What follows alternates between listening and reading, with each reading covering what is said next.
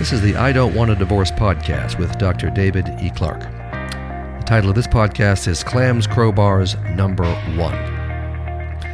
I'm starting a new series of podcasts based on my brand new book, Men Are Clams, Women Are Crowbars. Think about that for a moment. The subtitle is The Do's and Don'ts of Getting Your Man to Open Up. This book has just been released by Focus on the Family, and it can revolutionize your marriage. I'm not just saying that because it's my book, even though it is my book, but it's revolutionized my marriage and hundreds of couples I've worked with. These principles. It can give you the emotional and spiritual intimacy you've been missing. It can get you past the obstacles that have been in the way probably for years. In just about every marriage, there is a clam. It's usually the husband, but it can be the wife. In fact, in 20% of marriages, the wife is the clam. Now, the clam won't talk, not on a personal level. He won't open up. He won't share emotions. He's not even sure what emotions are. He won't share personal information. If the clam doesn't open up, his wife will never get to know him. He will break his wife's heart because he will deny her the intimacy she needs, not wants, needs. The marriage will be boring, lifeless, and lousy. And really debilitating. For the woman, anyway. The crowbar in the marriage is usually the wife, though it can be the husband. The crowbar loves to talk, is expressive, and wants to have regular, deeper conversations. Too bad she married a clam who will resist all her efforts to get him to open up. And the sad truth is most men are clams. Now, I'm a clam. I'm an expressive guy. I like to talk. I've got a sense of humor. I'll do a lot of talking, but on the personal level, that's a struggle for me. So that makes me a clam. I've had to work through that for Sandy's sake and frankly for my sake. The crowbar tries to get the clam to open up and the clam resists and stays shut. No dialogue, no personal sharing, no intimacy, no fun, no passion, no romance, and pretty soon, no marriage. Sound familiar? I'll bet it does. Men are clams, women are crowbars can break this clam-crowbar stalemate and get you the intimacy you've always wanted. You can find this new book on my website, davideclarkephd.com. That's Clarke with an E on the end, davideclarkephd.com. Along with all my other books, this podcast, my phone and email advice services, and marriage and individual intensives. And if you would, those of you who like me, and of course there are thousands who like me, if you would leave a star rating and a review for this podcast, it will help others find this podcast so we can save and improve many more marriages.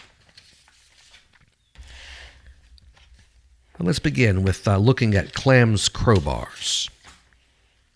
Use your imagination and picture this scenario. I'll bet you'll recognize it.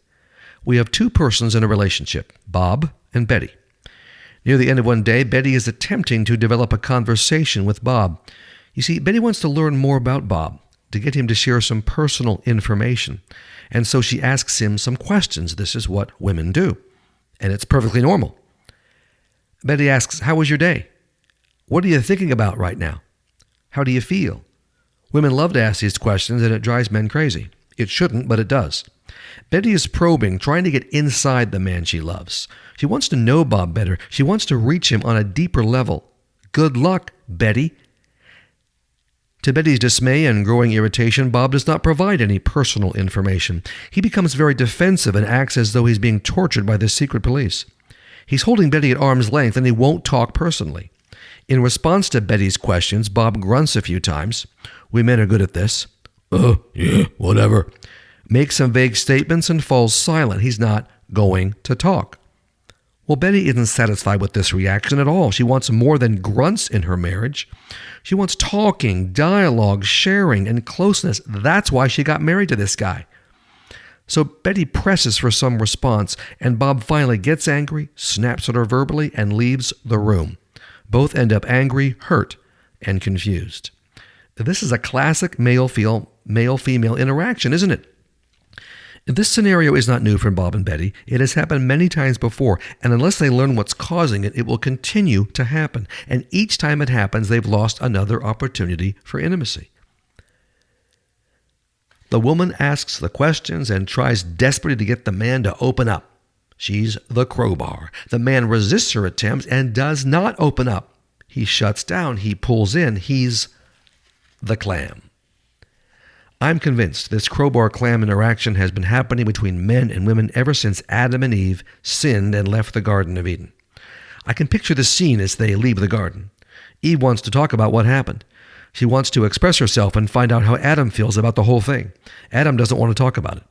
Eve, give me a break, will you? It's been a bad day, a very bad day, and we can't change what happened, and I have nothing else to say. Let's just find a place to camp tonight. Keep in mind that in this crowbar-clam scenario, there is no good guy and bad guy. Neither person is acting maliciously with the intent to hurt the other.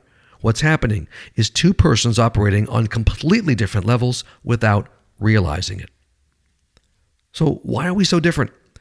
Why are women crowbars? Why do they pry and prod and probe for personal information from their men? All the men are thinking, yeah, why do they do that? I'll tell you why. In a relationship, women want closeness. That's their number one priority. For a woman, if she has no closeness in a relationship, she has nothing. She literally can't be happy and satisfied. Why are men clams? Why do they shut down and deny the woman they do love what they want and need? All the women are thinking, tell me, please, I've always wondered why. I'll tell you why. In a relationship, men want control. That's their number one priority. For a man, if he has no control in a relationship, he has nothing. Men and women operate on these different levels, control and closeness, because of two main reasons. One, it's simply genetic. We're born to operate these two ways. God made us this way. Two, and this is the real clincher, we're taught to throughout our upbringing. We men are taught from birth to develop these qualities in our relationships: respect, status, strength, power, and independence. These are all qualities designed to produce control. Do you ever watch little boys when they play? It's a violent, competitive, dog-eat-dog jungle. I watched this as my son William grew up. He's 24 now. And ladies, he's available. I'm just kidding. He's a good man. But watching him grow up, who won? Who got the most hits? Who killed the most enemies with his machine gun? Who scored the winning points? It's always a battle to see who is the strongest, the fastest, the best. There is very little talking, only grunts, car noises, and yelling. And what little boy hasn't been told men don't cry? That's weakness. Don't express your true feelings and thoughts. That will give your opponent the edge. Got to be cool under pressure. Got to be calm in a crisis. Got to be in control. This message is drilled into us and we learn it. As men, our cultural heroes are men like John Wayne and Clint Eastwood. In their movies, John and Clint are tough, hard-bitten customers. They waste no words and they show little or no emotion. Oddly enough, the women in these movies are all over John and Clint. These ladies seem perfectly satisfied with several grunts and a couple of twitches from their men over the course of a day. In the real world, any woman would be unhappy and downright bored with this type of man. Now, these are old-time movie stars, but the current male movie stars, it's the same template. Women are taught from birth to develop these qualities in relationships: connection, cooperation, openness, understanding, and intimacy. Wow, what a difference. These are all qualities designed to produce closeness. When little girls play, it's a more peaceful and cooperative environment. I don't know. I have 3 daughters, Emily, Leanne, and Nancy. Now, they're grown women now. But my little girls back in the day didn't try to kill each other or fight to prove who was the best. They worked together. They considered how others think and feel. There's a lot of talking, and the talking is all focused on getting to know each other. The play of little girls is relationship-oriented. That's like night and day from the play of little boys, who are just destroying things and yelling. Let me illustrate with how my 3 girls play Barbies with me. This is back in the day. This is back a trip down memory lane. They lead me to the clubhouse, a big room in our home where all the toys are kept. I'm faced with a big pile of 45 naked Barbies. It's a little overwhelming. The first thing we each have to do is select one Barbie that each of us will be. When you choose your Barbie, you become that Barbie for the duration of the game.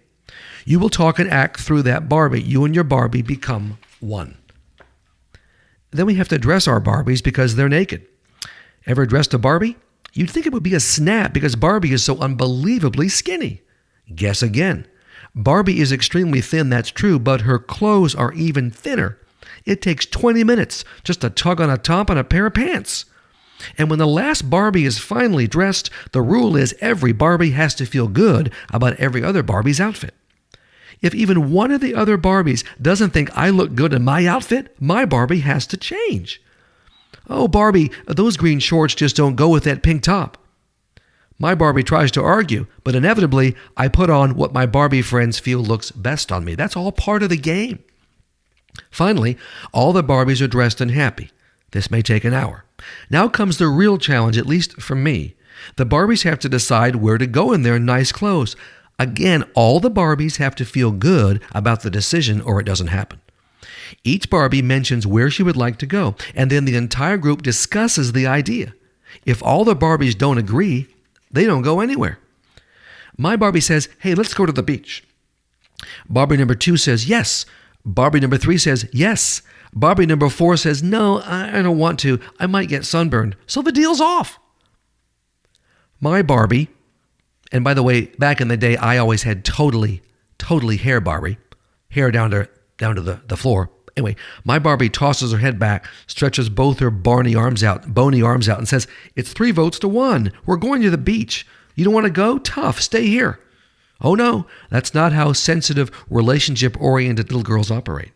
The other Barbies say to my Barbie, no, we all have to agree or we can't go. You know that. In all the years I've played Barbies, we've never actually gone anywhere. Emily, Leanne, and Nancy would rather sit around on the floor of the clubhouse talking about where to go than actually go somewhere and have even one Barbie not feel good about it. My point? That's women. And let's not forget, for girls, it's okay to cry. In fact, it's important and expected to open up and tell secrets because this will lead to closeness, and closeness is what little girls want and actually need. Eventually, little boys and little girls grow up, but how they operate in relationships stays exactly the same. So when men and women come together in conversation, there isn't just the potential for trouble. Oh no, there's an absolute guarantee of trouble.